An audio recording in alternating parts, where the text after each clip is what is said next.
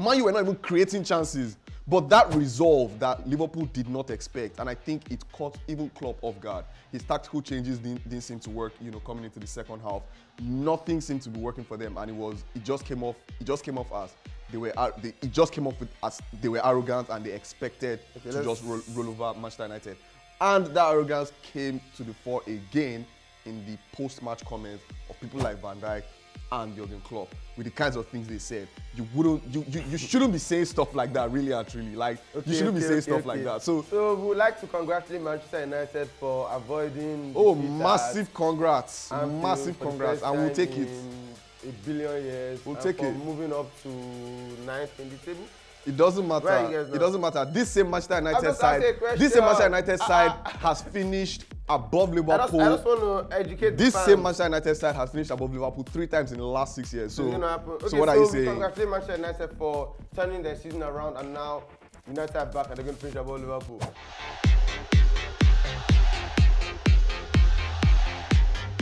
Welcome back, Shangalo people. I hope this episode is not as underwhelming as that game yesterday. What game was underwhelming? Liverpool, Manchester United. Which of the many games in the Premier League yesterday? The one that we hyped up, we came in here, we told them, the biggest game, the biggest team, blah, blah, blah, blah, blah. And this was, funny enough, the first 0-0 in the Premier League since October. It was one of the deadest games I've seen in a minute.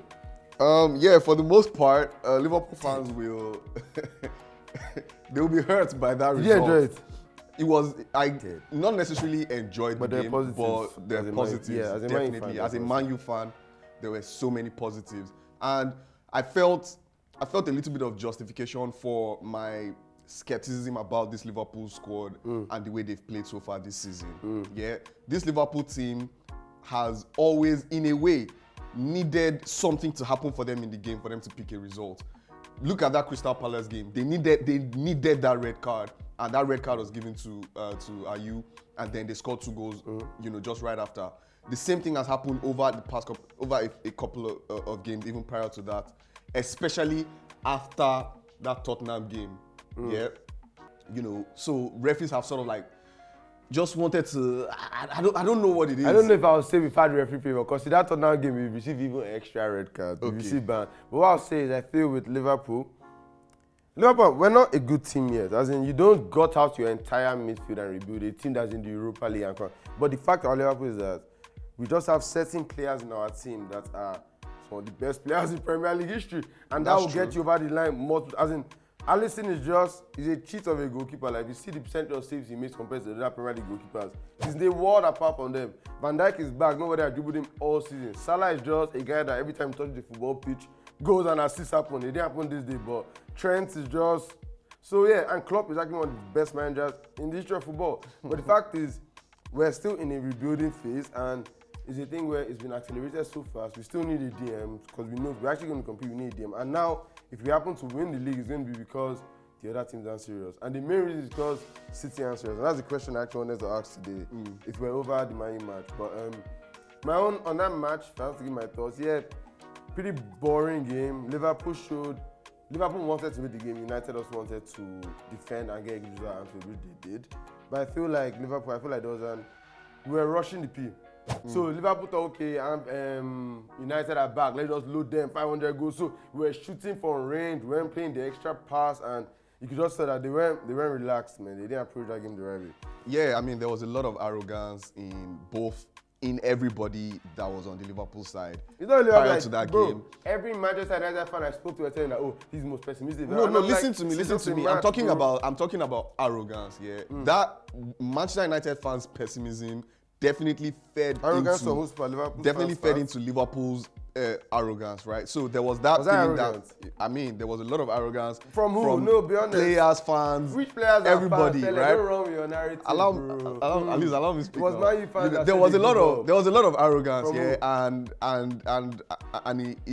I feel like it beat Liverpool in the backside, because they went into that game expecting that they would just run over Manchester United, and I think even Klopp did not expect to see that level of composure from Manchester United's defense. That defense that has swallowed so many goals, and the amount of goals, the sheer number of goals that we swallowed in the Champions League, and I'm saying swallowed because Onana was just swallowing goals.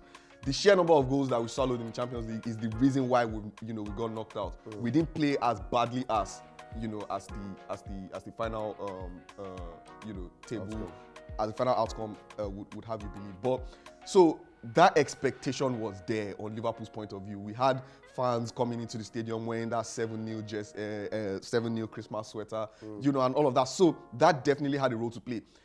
30 minutes into the game, you could see or you could hear how quiet Anfield got.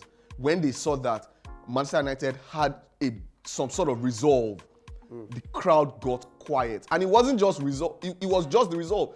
Man U were not even creating chances. But that resolve that Liverpool did not expect, and I think it caught even Klopp off guard. His tactical changes didn't seem to work, coming into the second half. Nothing seemed to be working for them, and it just came off as they were arrogant and they expected to just roll over Manchester United. And that arrogance came to the fore again in the post-match comments of people like Van Dijk and Jurgen Klopp, with the kinds of things they said. You shouldn't be saying stuff like that, really and truly. You shouldn't be saying stuff like that. So we would like to congratulate Manchester United for avoiding. Oh, massive congrats! Massive congrats, and we'll take it. A billion years. We'll take it. Moving up to 9th in the table.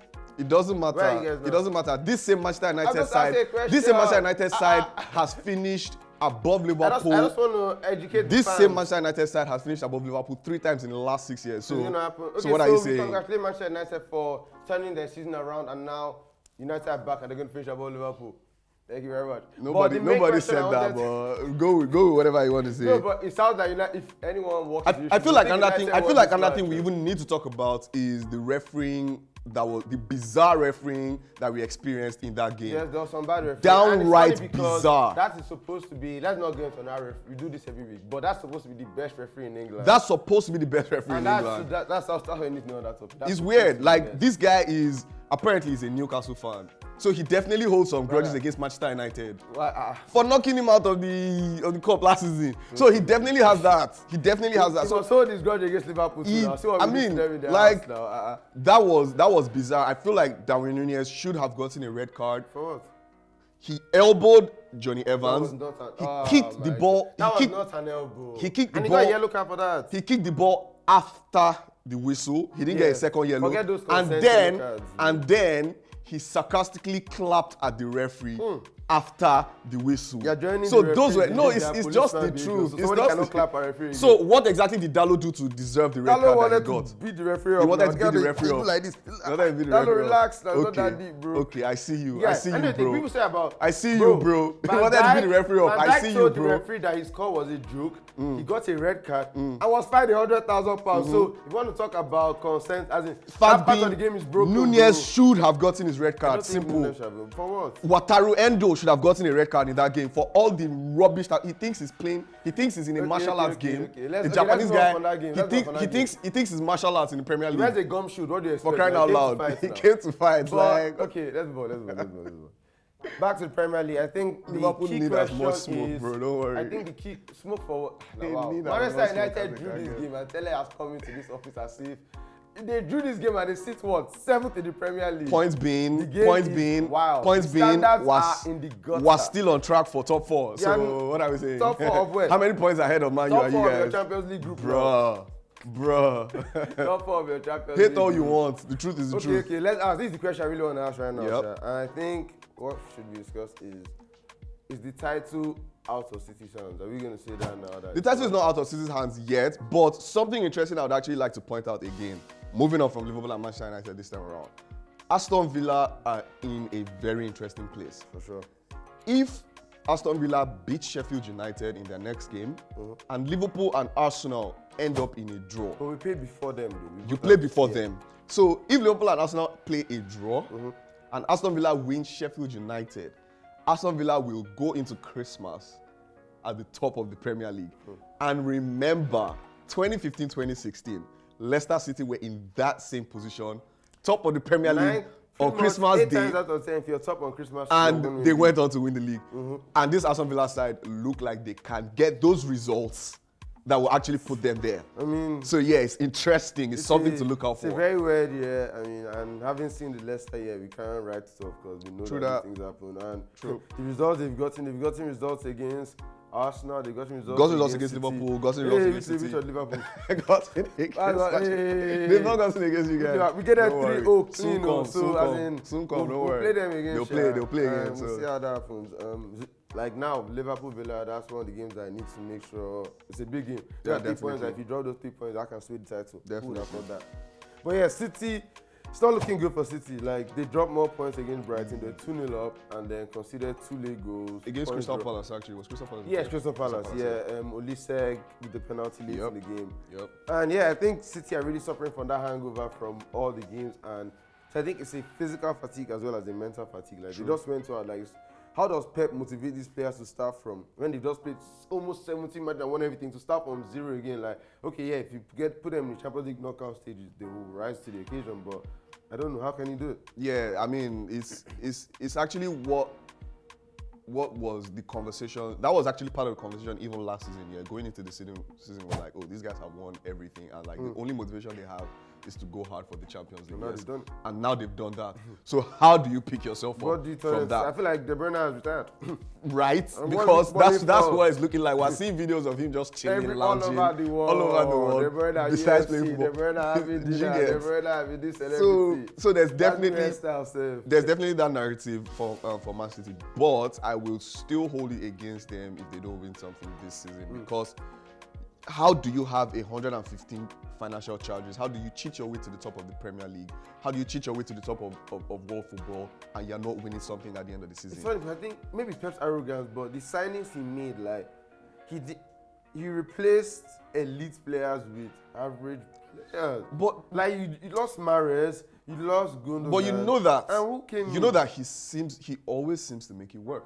Regardless. But I mean, and it's still working right now. I feel like the one thing. Center-back piece. Exactly, that's what I wanted to touch on now. So that is going to be his undoing this season. He did not replenish, those wing-back positions. Still relying on Walker, who is an oldie. They didn't bring in attacking threats. He just wanted to De Bruyne and Haaland his way against another title. But okay, Doku came in, and yeah, that's been a good signing. But Mahrez wasn't in place. Even Doku has calmed down. Yeah, I think he's even done right now. Yeah, he had a game where he went off so many assists, but most games he's still a very raw product. Yep. He lost Gundogan's goals. He lost what's my brother on the right name? Mahrez's goals and impact. I think, and De Bruyne is now not playing as well. So, but let's win title again. I feel. Now that I've been slapping Arteta's face, he slapped it off with that. You mean this guy can just rock up to the Premier League with anything and just win it again and win it again? That would have been funny. Still on the title race, Arsenal are they're still moving forward. Big result against Brighton. That's a team where, it could have been a tricky one. 2-0, and they dominated most of the game. To be honest, they should have scored more goals. Arsenal are just good. Yeah, exactly. Arsenal are good. Interestingly, Kai Havertz has turned the corner for Arsenal, and he's finding his his goal scoring form. Interesting for Arsenal, but Arsenal still do not inspire that confidence to do it over the course of the season. They will make mistakes. They will come into games where you would expect them to win, where you would expect them to blow teams away, and they will just come up short. So that's just like, you're not surprised that they're beating Brighton. You're not surprised that they're beating Brighton at Emirates. You're not surprised that they're getting results against Brighton. You're not surprised that they're scoring goals. You're not surprised that they're keeping clean sheets. But how do they perform over the course of the season? How do they perform when there's pressure? How do they perform when? So yeah, at this point, they're actually supposed to, Man City are faltering. They're supposed to be running away. They're supposed to be running away with the league at this point, but it's supposed to run away, but yeah. Liverpool were just on their coattails, bro. Yeah. Aston Villa adjusted there, but I think Arsenal, I don't think they need to be as good this season as they needed to be last season, because I said the window is just open. Like, if we're talking about Villa potentially winning the title, then Arsenal definitely win the title in 2020. Like, Pep is languishing in 4th place. This is anybody's to win, and when you consider the fact that they came closest last season, and over the course of the last 2 years, we're looking at Arsenal probably been the best side in the league. I think so. So it's there for the taking. I think that game, Arsenal versus Liverpool, should decide a lot. But yeah, that will be very interesting. Arsenal, they should be title favorites at this point. Yeah, they actually are. They built their team. They are title favorites. They filled all the positions they need. Liverpool, we still have signings to make. We just signed 5 new midfielders. Like Arsenal, this is a team that came second, and they've added £100 million signing. So the only thing they should be focused on is the title, and that's the case. Yeah, they look like they have that turnover. That's it. So yeah, shout out Arsenal, top of the league by a point. Going into the game against West Ham could be a tricky one. West Ham are looking good.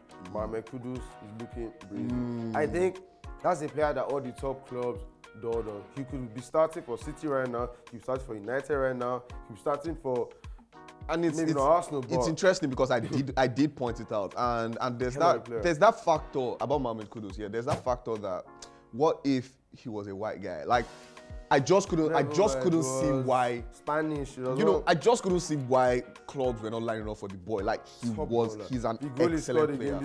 He's an excellent player. When you watch him in AFCON, when I watch him in AFCON, when I watch him play for Ghana, watch him playing at Ajax, the boy actually sabi. He's consistent with the boy actually sabi. So yeah, when he moved to West Ham, if you check my comments about him. Why did anybody else get in that move? Bro, check my Tottenham. Why didn't you get him that? I knew he was going to be solid. Bro. I knew he was going to be solid. I knew he was going to be solid. So, yeah, Mohamed Kudus. But West Ham are that team that they're usually, they're usually like half and half. Against the big sides, sometimes they come up good, sometimes they just, they just roll over, and we don't know what West Ham will turn up against Arsenal. Yeah. But it can be a very interesting game. It can be an interesting game. So yeah, keep an eye on that. Midweek fixtures, it's busy Christmas period, so we have those fixtures. But speaking on Africans going wild, Osimhen's assist was I think that's probably the best bit of skill, the moment of the last couple of days of football. Osimhen is a bad guy, and I just appreciate the fact that he put the naysayers and the haters, he just put them quiet, right? He did it in Lagos over the summer, over the season break, and some people were like, oh, they just didn't want to break his leg. Oh, they were taking it, they just didn't want to enjoy him. Oh, he did it in a 5-a-side game, and he did it on the biggest stage in club football, for Napoli, and the boy has it in him. Yeah, that was the technique he showed there was actually incredible. And the first time you see it, it looks like, okay, so he's juggling it, and then there's a little bit of a mix-up, but no, he wasn't in control of that thing the whole way. Proper joga bonito. He dragged the ball around the backside. And he actually gave somebody a nutmeg. No, it was... Gave somebody nutmeg in that tight space. No. Unbelievable piece of skill from him. No, don't worry. And if he's carrying this form into AFCON, then let's go. I think we should be... Yeah. To win AFCON. Yeah, most definitely. And should be one of the favorites. Most definitely.